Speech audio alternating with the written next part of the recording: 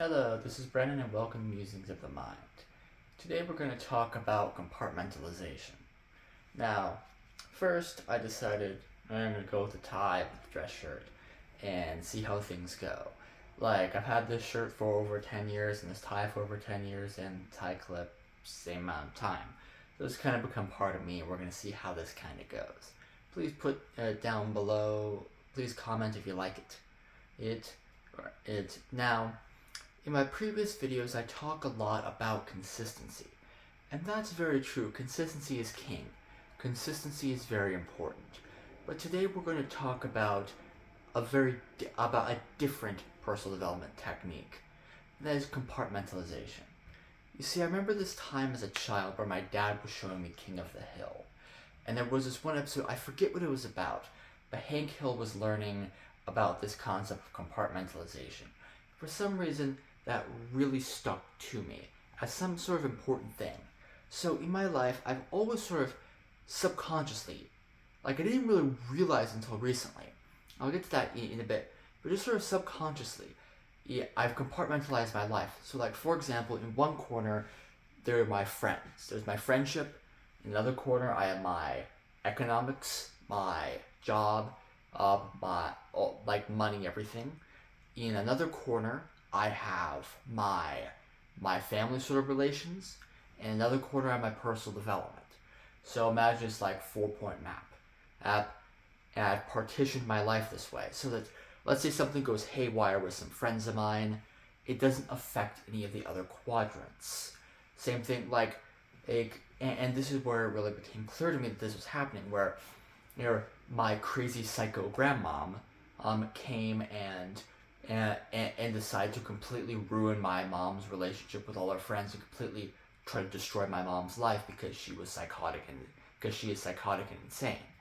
And this worked well on my mom because she didn't have any sort of partitions, boundaries, whatever you want to call it, any sort of compartmentalization there.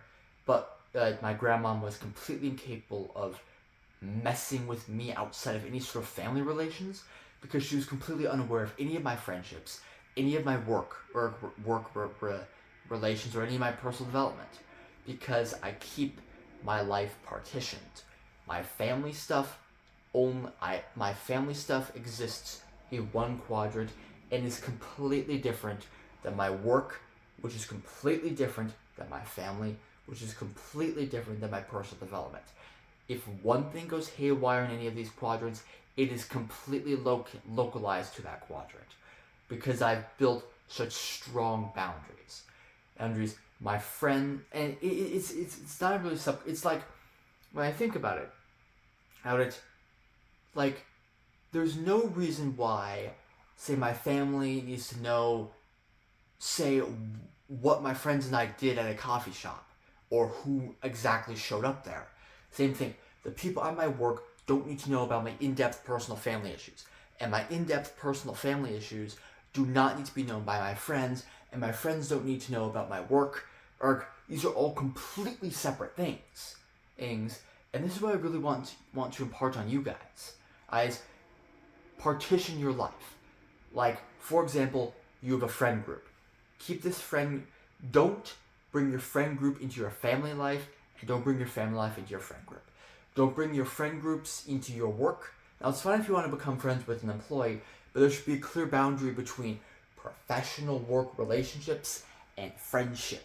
Like, for example, if you're working, let's just say you're working at a fast food joint, or you're working at a convenience store. You wouldn't want to have a drinking competition with your friend. You wouldn't want to drink alcohol and start talking slander there. No, you need to be vigilant, you need to be professional in the professional place.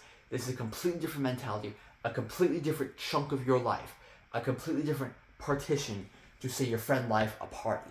Completely different. Same thing with your family. Meeting up with your parents, grandparents, your sibling's wife, your sibling's spouse, doesn't have to be a wife, is completely different than your friendship, which is completely different than your personal development.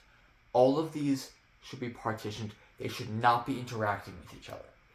Compartmentalization, especially the more compartments you have, localizes the damage in each individual compartment, and keeps you on track in life. Like, let's say you have a friend group and you compartmentalize each one of your friend groups and one thing blows up in one of them.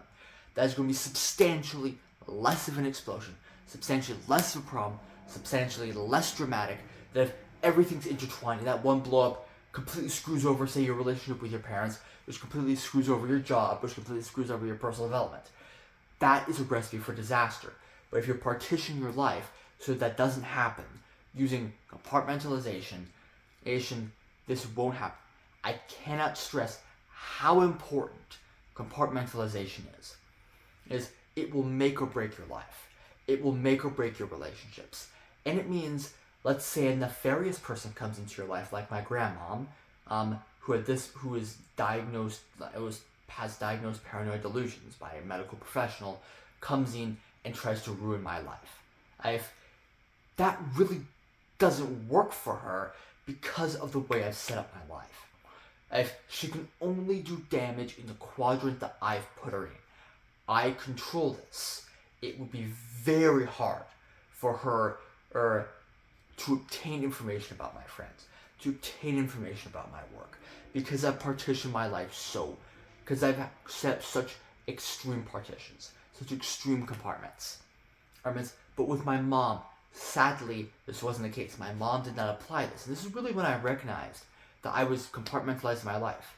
Because I was almost completely unaware of this until I saw how effective my grandmom was at destroying my mom's life. It was like my mom didn't set up any compartments, and that's what allowed it to happen.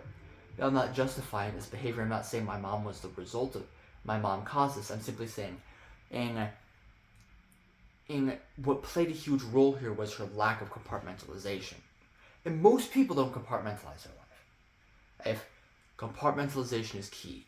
It will make you a very strong person. I will talk about this in upcoming videos and probably more on my YouTube channel. And I'm going to upload this video to both my YouTube and my TikTok. But on my YouTube channel, I'll cover this more on really how to set up, how to set this up. Because setting this up in your life is a recipe for success. It really adds stability and strength to your life, even if you don't have it. But I think I really covered what I wanted to get at here. Again, comment down below if you like the video, if you like what I'm saying. If you want me to talk about something, please type that. And tell me if you like the tie and the tie clip, or if I should stick with the more business casual unbuttoned top button. Having said that, thank you very much. See you in the next video. Bye.